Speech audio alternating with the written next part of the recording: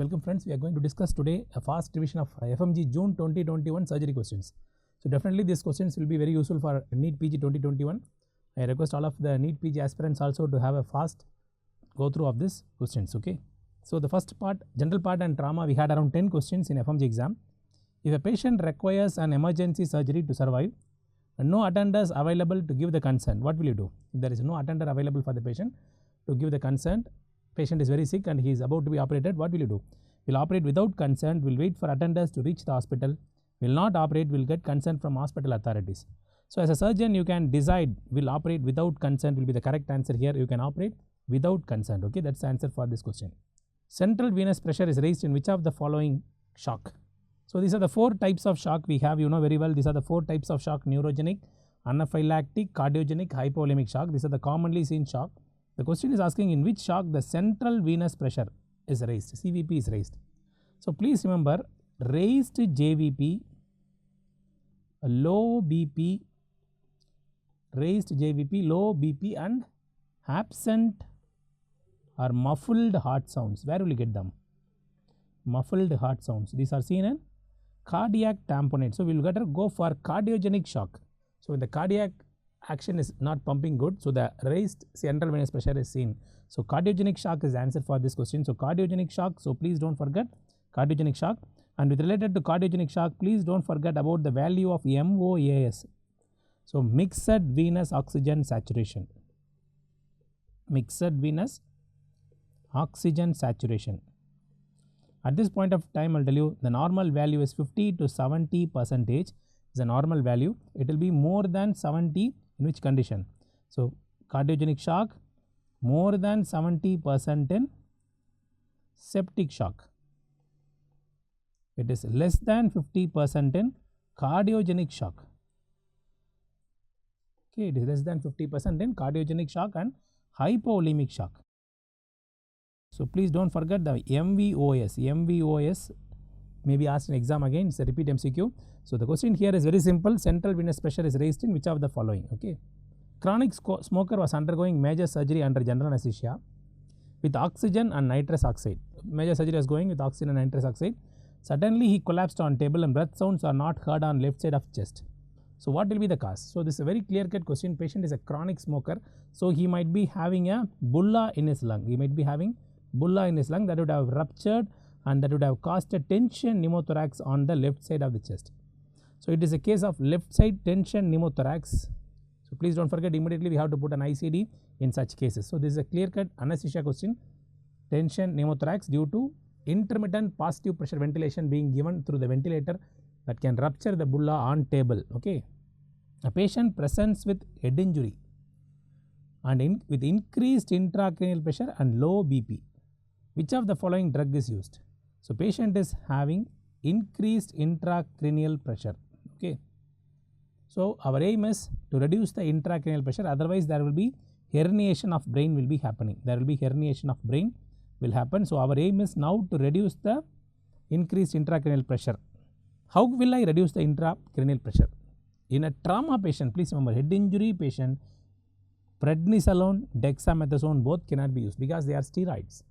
Steroids are contraindicated in head trauma. First point. Patient is having a low BP here, so I cannot use a furosemide also. So furosemide cannot be used in this case. Dexamethasone, prednisolone cannot be used in this case. So mannitol is a drug which will be helpful for this patient. Very helpful for this patient is mannitol. Patient presented to emergency after blunt abdominal trauma with low blood pressure. So patient had a blunt abdominal injury, there is a low blood pressure. What should be the initial step? So low BP, classical question of low BP and trauma. So the classical concept of low BP and trauma, we have to know the primary survey in trauma is A, B, C, D, E. A for airway, breathing, circulation, disability and exposure. This is a rule. For a low BP in a trauma, we have to do airway, breathing, circulation, disability, exposure. So first thing what you should do is to look for airway. So the question is not having an airway. So there is no, the start resuscitation with IV crystalloids is there, immediate exploration with laparotomy is there, get a CT scan done and start IV fluids later is wrong. So start resuscitation with blood products. So in this, the initial step of management they are asking. So in the circulation, the initial first step is to start with 2 green Venflan.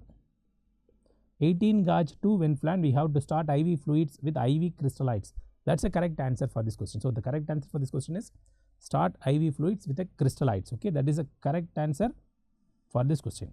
Blood will take some time to reach, so we cannot first depend on blood. So first we have to start with IV fluids. They have not asked which is the best. If they ask which is the best to resuscitate, means I will give blood, but they have not asked which is best. They are asking which is the first one or initial step. A patient following RTA was brought to hospital with a high heart rate. So see the question, increased heart rate. Patient is having increased heart rate, low BP, respiratory rate is increased. What should be the next step in this patient? So any trauma patient, just now in the previous question I told you, we have to do A, B, C, D, E. This is the order. So what be the next step means we should look for airway intubation. That is the next step. Then we go for breathing, circulation, disability, exposure. So everything comes next. So in a trauma patient with a high heart rate and low BP and respiratory rate more than 22, we should immediately look for airway. We should look for airway intubation. So airway we have to take care in this case. We don't do fast or CT scan first. So when you suspect a blunt injury abdomen, then we do fast. IV fluids will be started as no doubt. That is a third step. That is a third step. After looking for breathing, we have to go for a third step, that is IV fluids. A patient after head injury presents to emergency ward was able to open eyes on painful stimuli. He is able to open his eyes on painful stimuli, shows withdrawal on stimulus and uses inappropriate words. So this is a question clearly on Glasgow Coma Scale, EVM. Eye opening, spontaneously eye opening is 4 points. Opening with the commands is 3 points. On painful stimulus is 2 points, E2. Inappropriate words, this patient is using inappropriate words.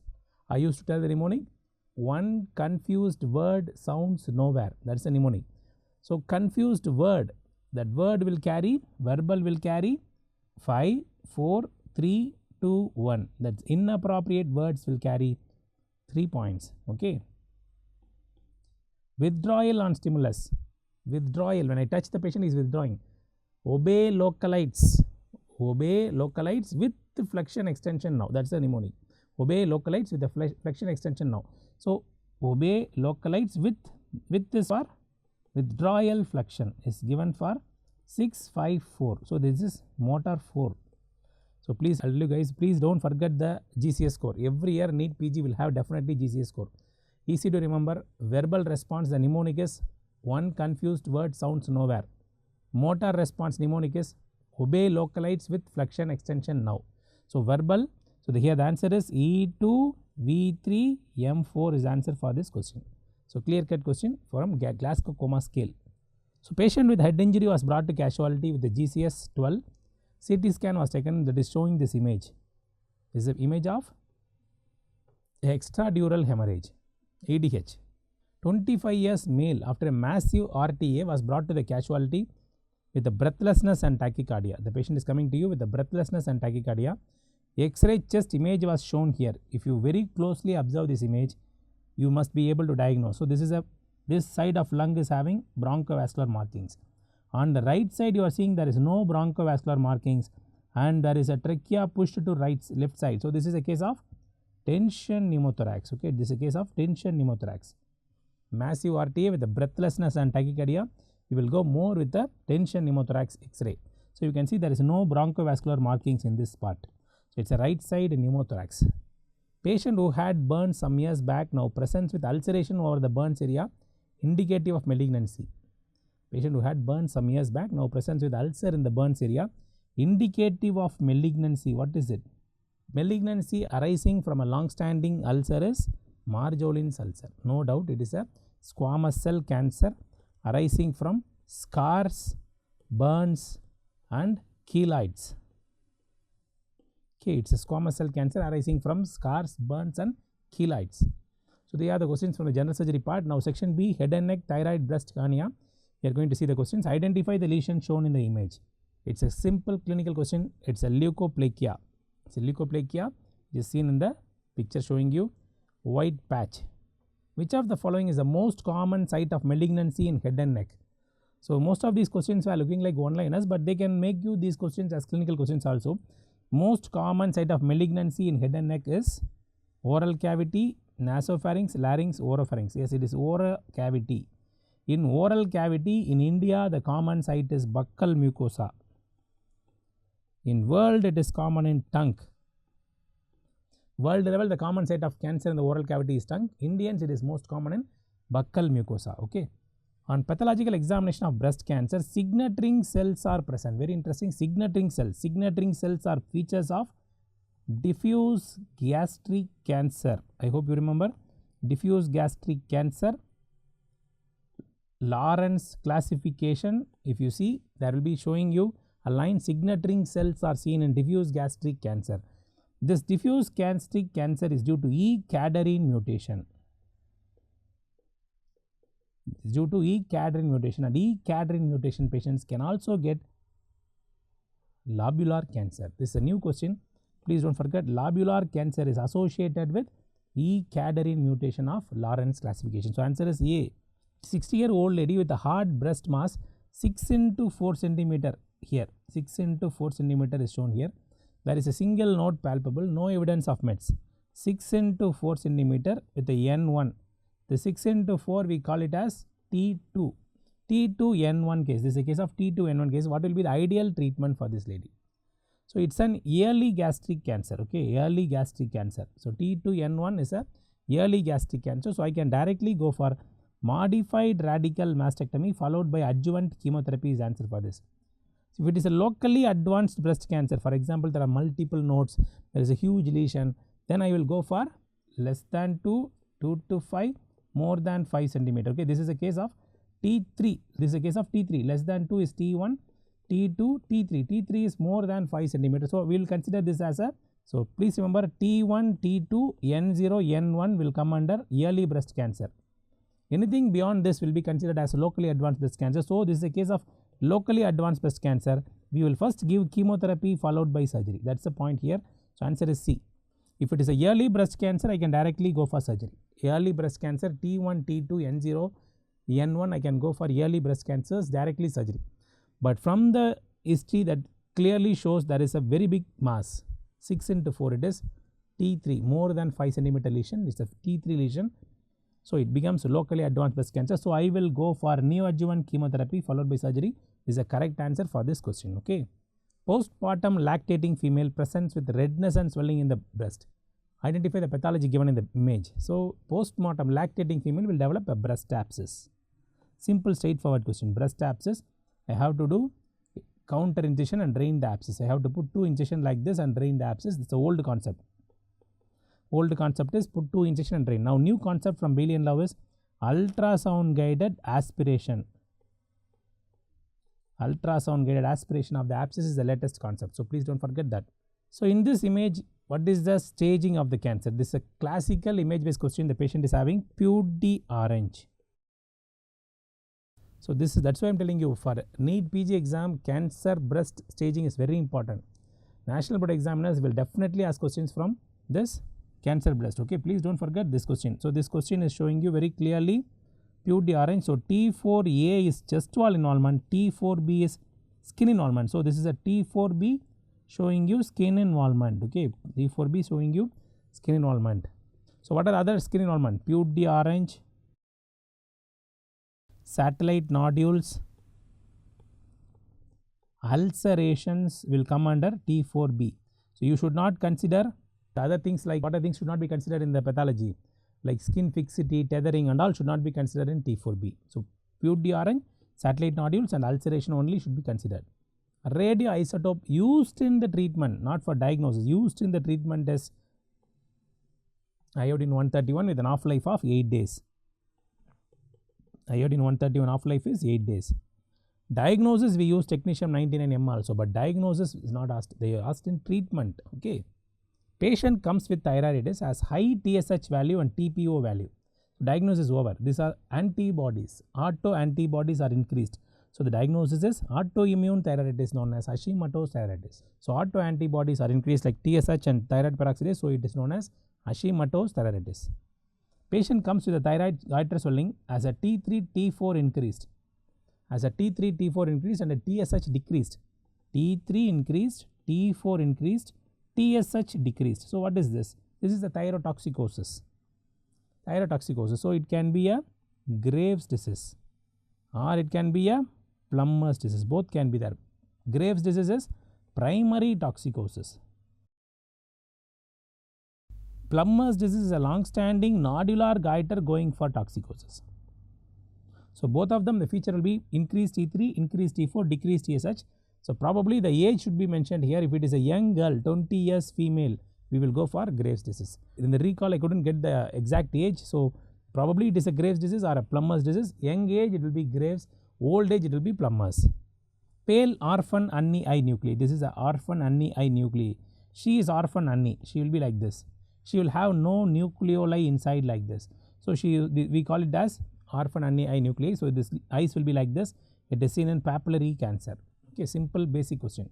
30 years old female presents with a mass in the inguinal region, which is reduced on compression and disappears on passing it through the deep ring. It is passing through the deep ring. That is the catch point. Which hernia comes through the deep ring? Don't worry, she is a female. What happened? No. Many students who write this question, they all marked as femoral hernia. No. They are very clearly giving it is a reducible indirect inguinal hernia. It is a reducible indirect inguinal hernia. A. So they are the questions from thyroid and breast. See, enormous questions in surgery in FMG exam. Around 45 questions came from the exam. After binge drinking of alcohol, a male presents with sudden vomiting and hematemesis. What is your diagnosis? This is a classical history of Mallory-Weister. Vomiting followed by hematemesis is Mallory-Weister. So classical history of Mallory-Weister. The tear will be seen where? The tear will be seen on lesser curvature below the OG junction at the cardia. Below OG junction in the lesser curvature, it is seen here. From there it will be bleeding, and 90% time bleed stops. By automatically it will stop. No need to worry, it will stop by itself automatically. Killian's dehiscence is a repeat MCQ. Again, it is a defect between the cricopharyngeus. It's a cricopharyngeus muscle. This is midline. This is thyropharyngeus muscle on both sides. This is a neck. In the inferior constrictor of neck, the inferior constrictor muscle in the neck, it is made up of cricopharyngeus and thyropharyngeus. The herniation happening between this gap is known as Killian's dehiscence. This herniation is known as pharyngeal pouch. That is known as pharyngeal pouch. So please don't forget between the thyropharyngeus and the cricopharyngeus. That's the answer for this. Defect is seen between. 25 years female presents with dysphagia. Barium swallow shows the following image. What is your diagnosis? Bird's beak appearance. No doubt it is an achalasia cardia. Every year this question comes in FMG exam, bird's beak appearance. This is again a repeat question. Barium swallow shows an appearance like a corkscrew. This is a corkscrew esophagus seen in diffuse esophageal spasm. Seen in diffuse esophageal spasm. 9 years old boy was having dinner with his parents, and after he is swallowing a food bolus, he had a choking sensation. Next step done is swallowing, he is having a choking sensation of food bolus. He is having a choking sensation. Next step is what? Immediately you have to ask the boy to drink large sips of water and fizzy drinks to push it down. So maybe dryness, he might have a choking sensation. We have to give them some drinks to push it down into the abdomen, into the stomach. Okay. So please remember, food bolus obstruction is probably due to dry food particles. So suddenly it is obstructing, means we have to ask them to drink a lot of water and push it down by Pepsi or other fizzy drinks. Following staging is done for which of the following cancer? This is polypoidal growth. This is ulcerative growth. This is ulceroproliferative. This is linitis plastica. So polyp, ulcerative, ulceroproliferative, linitis plastica. So it is gastric cancer of Bohrmann. Gastric cancer of Bohrmann. What is the diagnosis from this X-ray? This question is being asked 100 times in NEET PG and FMG exam. This is air under diaphragm seen in perforation peritonitis. Please remember, it is air under diaphragm seen in perforation peritonitis. You are seeing a picture of air under diaphragm seen in perforation peritonitis.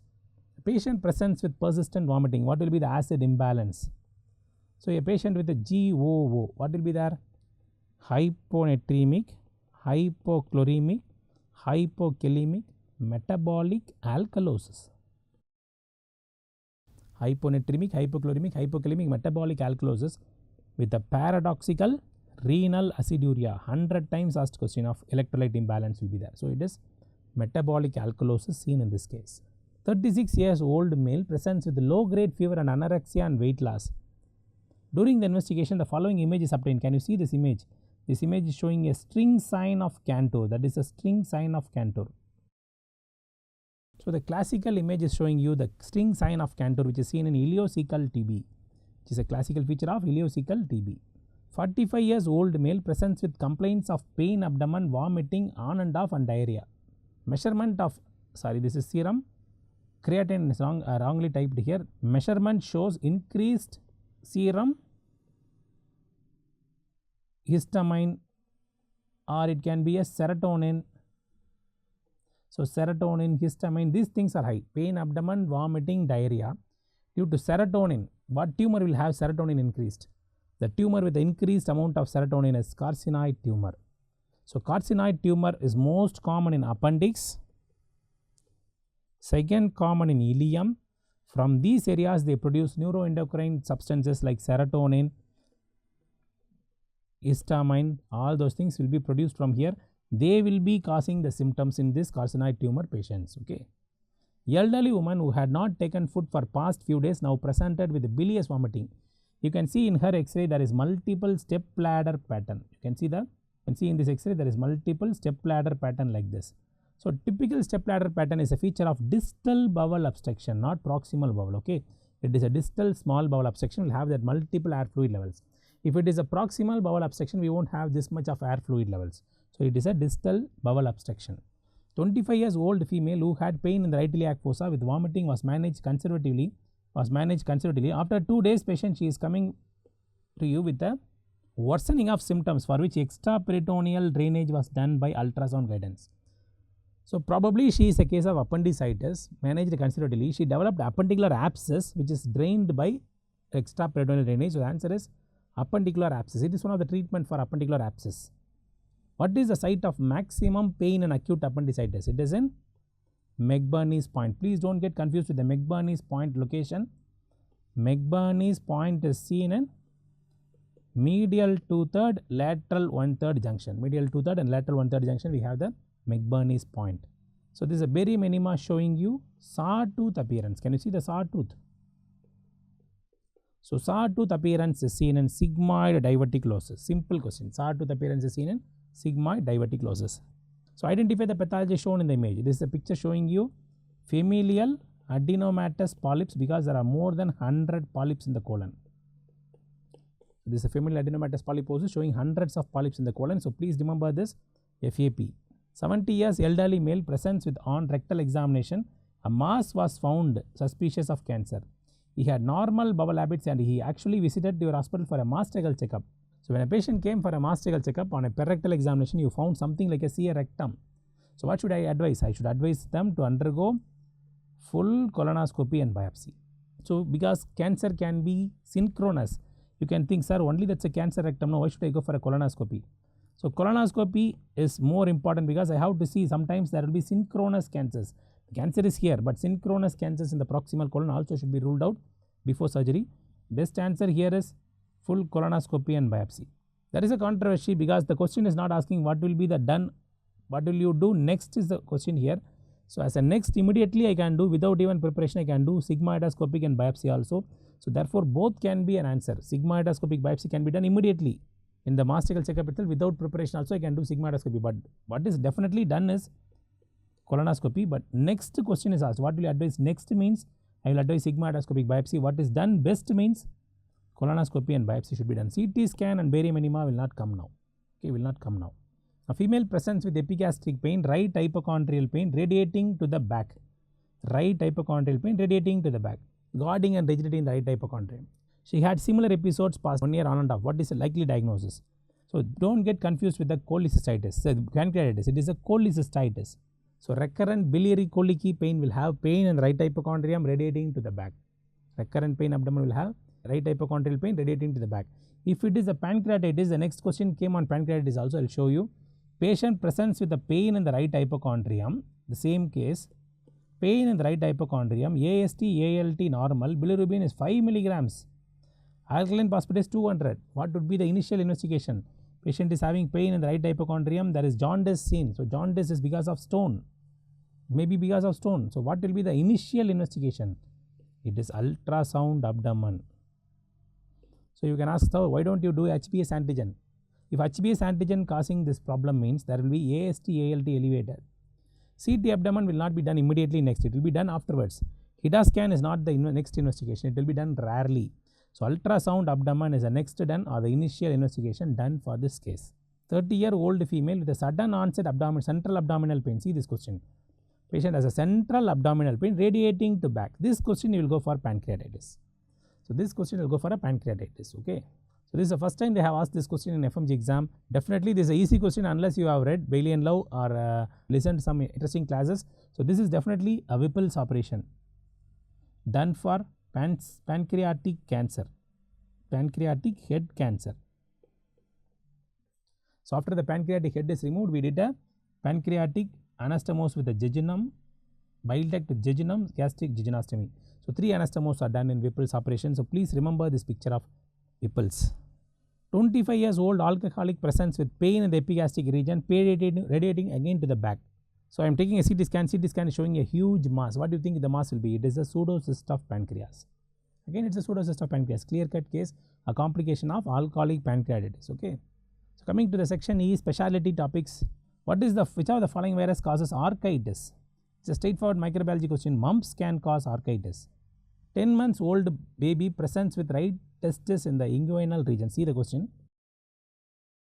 Right testis in the inguinal region. Left testis in the perineum. So inguinal region is a normal pathway of the testis descent.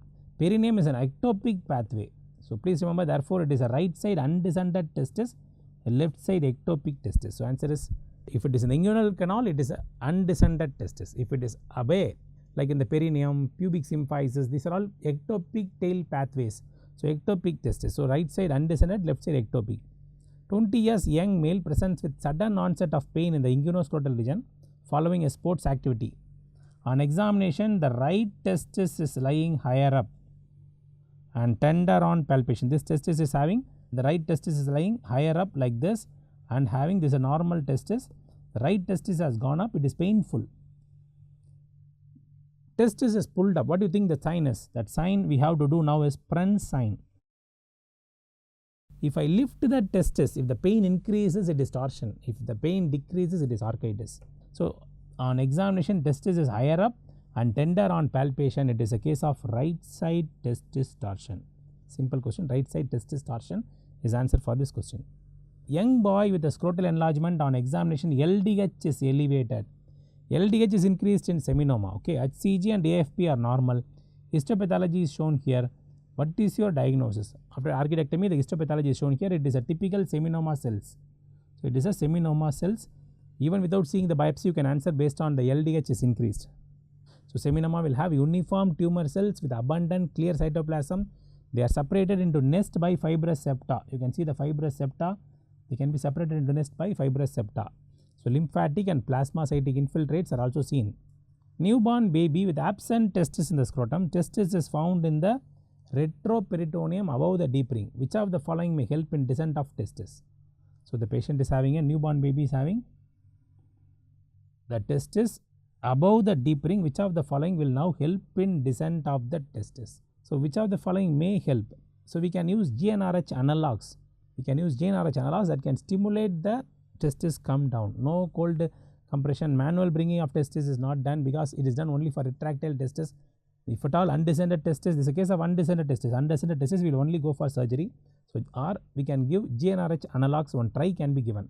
65 years old male with a painless hematuria, he has a palatable mass in the left flank. RBC is present in the urine while WBC is absent in urine. Most likely diagnosis in this patient. What is the most likely diagnosis? Painless hematuria, old age, RBC is present. So it is renal cell cancer is more better option in this case. Okay. Young male presents with rupture of bulbar urethra. Where is the accumulation of urine seen? So please remember, in a bulbar urethral rupture like this, the urine will not come out of the bladder and they will stagnate in the bladder. That is bladder retention seen. Okay. Mr. Gupta working in a dye industry. The question is over. Dye industry presents with bladder cancer. What is a common type of cancer? Though no doubt it is a dye industry workers commonly get transitional cell cancer. So, squamous cell cancer is you seen in patients with the stones, schistosomiasis, and smoking will cause squamous cell cancer. Stones, schistosomiasis and smoking can cause squamous cell cancer. A dye industry, aniline factory workers will get transitional cell cancer. So, this is a clear-cut image of pediatric surgery. You can see a diaphragmatic hernia in the left side of the chest. It is a congenital diaphragmatic hernia of Bogdalak.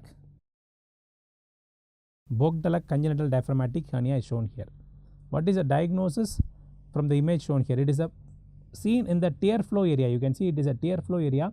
You are seeing a cancer here. It is the cancer appearing in this place is usually a basal cell cancer only. They will have a rolled out edges. Rolled out edges seen. Old man with the metastasis and bone and vertebra. What is the most likely primary means? It is prostatic cancer. In males it is from prostatic cancer. In females it is from breast cancer. Patient underwent surgery for which she was immobilized for prolonged period. Surgeon examined the lower limb and found Homan sign. Homan sign is positive for DVT. Homan sign, Moses sign are all done for DVT, deep vein thrombosis. A lady, a known case of atrial fibrillation, developed sudden arterial occlusive disease. Which of the following is having the poorest prognosis? Pain, pallor, pulselessness and paralysis. Which is having the poorest prognosis in this? So, paralysis is the last sign. So, please do not forget paralysis is the last sign. D is the finding seen having a poorest prognosis. A young male for whom during lumbar sympathectomy L1, L2, L3, L4. Usually we should preserve L1 one side. L2 we can cut both sides. L3 we can cut both sides. L1 should be preserved on one side. If you do not preserve, that fellow will develop retrograde ejaculation. See, enormous questions in surgery. Cleft lip results from failure of fusion of cleft palate results in failure of fusion of two palatine shelves. So, the failure of fusion of two palatine shelves, the palatine shelves when they do not fuse it results in palate. Cleft lip is failure of fusion of maxillary, and in cleft of soft palate the muscle fibers are oriented in antero-posterior direction inserting into the hard palate. For example, you know this is a lips, okay, this is lips, this is hard palate, then comes the soft palate, this is soft palate. So, in the cleft of hard palate it is due to failure of two palatine shelves. When the two palates are attached with the nasal septum above, the cleft is termed incomplete. If the, for example, I am showing you the hard palates are fusing, the two palatine shelves are fusing and they are attaching to the nasal septum above, it is said to be incomplete. Incomplete means it is not yet fully split, it is they have a connection with the nasal septum. When nasal septum and this vomer bones are completely separated, it is said to be complete. They are not at all attached. The nasal septum are completely separated from the palatine process. They are not at all fused. So, it is complete cleft palate. Whereas in normal soft palate, closure of velopharynx, which is essential for normal speech, inside it is made up of 5 different muscles. The soft palate is having 5 different functions. The muscles are going to join. The muscle fibers are joining like this in an antero-posterior direction. If they are not fusing in antero-posterior direction, that is known as cleft soft palate. Okay, that is known as cleft soft palate. Now, let us come to the question. Separation of nasal septum and vomer from palatine process is known as complete hard palate. Complete palate, hard palate, cleft. Antero-posterior orientation of muscles responsible for closure of velopharynx is disturbed is known as soft palate. So, failure of fusion of maxilla and median nasal process is known as cleft lip. Why I am telling you this? Because this question can come for your exam. So, this is a maxilla and the median nasal and the maxillary process failed to fuse is known as cleft lip. Failure of fusion of the cleft palatine shelves is known as cleft palate. Antero-posterior orientation of the muscles responsible for closure of velopharynx, it is known as cleft of soft palate. The muscle fibers are oriented in an antero-posterior direction inserting into the posterior edge of hard palate. So, otherwise they will be traversing, all the muscles in the soft palate will be traversing like this. If they are not traversing like this and they are traveling like this, means the soft palate is disturbed, that is known as soft palate. So, the consolidation we had around this much of questions, 10 questions from general, head and neck 11 questions, GIT 16, hepatobiliary 5, specialty 15. So, totally around 57 questions came in FMG exam from surgery. They are all moving towards the next pattern. They are started asking more of clinical questions. So be thorough with the clinical questions. Most of them are repeat questions. Around 47 questions are repeated directly from surgery classes, from Dr. tutorials and from various sources. So please don't forget, have a fast revision of these questions. And we had around 19 image based questions. That is, we are again and again focusing, please see the images, thorough the images, because we are going to get image based questions definitely more in NEET PG also. Okay, all the best. Thank you.